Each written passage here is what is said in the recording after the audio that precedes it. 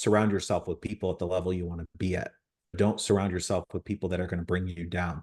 One thing I'd like to That's find funny. out a little bit more about is the toxic friendship thing. Can you just talk about that a Mhm. little bit? Because I think many people in their sort of circles, they have people that are effectively toxic or energy suckers and not necessarily serving them, but it's quite difficult to sometimes get yourself away from them. What did you do? Man, that was a tough one. It was actually an argument between my wife and I as well.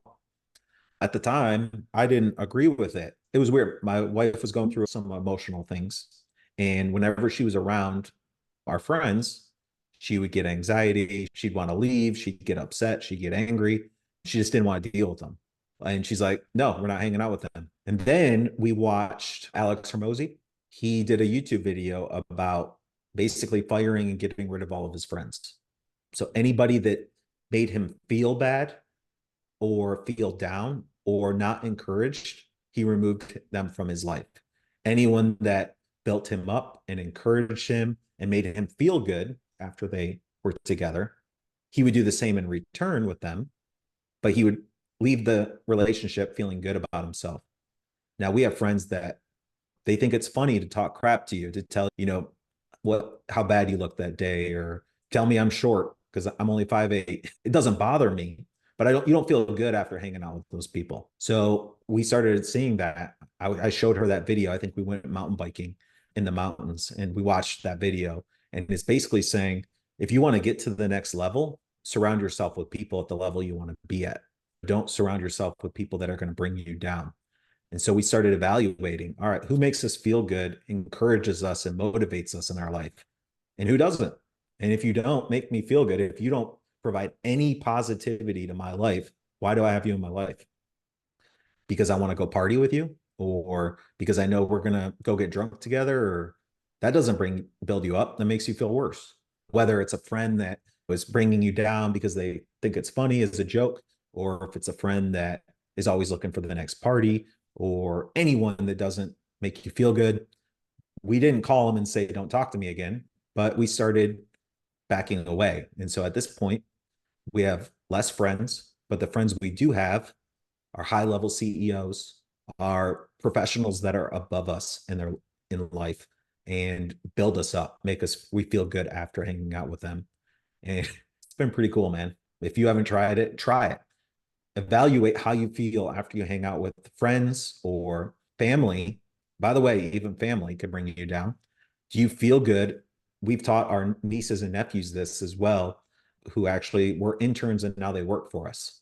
They have people in their life that's family that brings them down, that talks crap to them, tells them how ugly, how bad they are.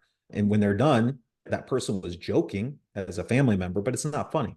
So we said, evaluate how you feel after. So think about it. Next time you hang out with somebody, when you leave and you're driving home, do I feel good about myself or do I feel down or bad about myself? And then remove it and always look for that next step to grow yourself. How did you go about doing it though? Did you just like slowly remove yourself, stop getting in touch, or do you use it as like a real growth opportunity and have a conversation with the person? We've had the conversation with two of them. Wow, That was tough. fascinating. That's super uncomfortable for me. My wife can do it with her eyes closed.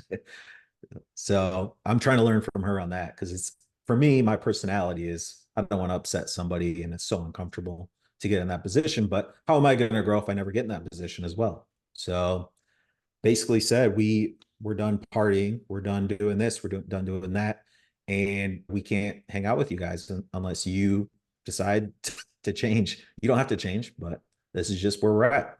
And who knows how long it'll be, but maybe it'll probably be forever. So Man, that's commendable. That must have been a real kind of awkward situation. oh yeah. One one of them is just because he cusses so much. Every other word is the F word. I don't cuss at all now. And I'm not looking down on him, but you're not building me up either. You're making fun of everyone. You're giving everyone a hard time. You can't say it two words in a row without a cuss word in them. There's no value there. Like you're not building me up. You're not building the people around us up.